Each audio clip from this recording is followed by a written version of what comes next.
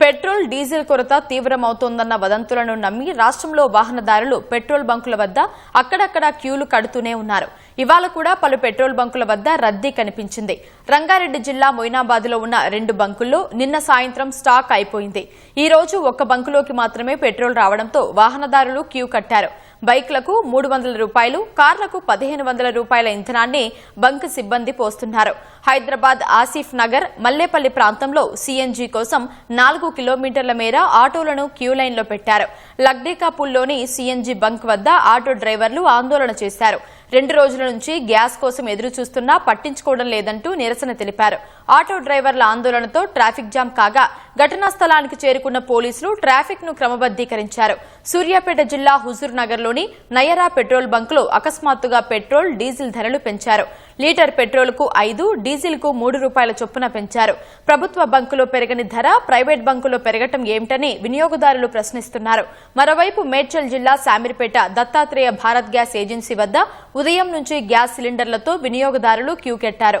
500కు పైగా సిలిండర్లతో వినియోగదారులు పడిగాపులు కాస్తున్నారు.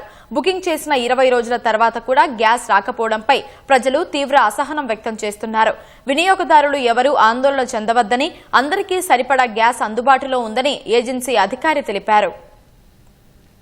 అనేది ఏం లేదు, పబ్లిక్ ఎక్కువగా పానిక్ అయిపోతున్నారు.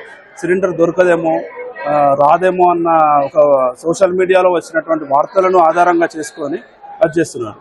దయచేసి మీరు ఇంట్లోనే ఉండండి, మేము మీ ఇంటికి హోమ్ డెలివరీ చేస్తాం. బుకింగ్ చేసిన ఒక వారం రోజు లోపల పంపిస్తాము.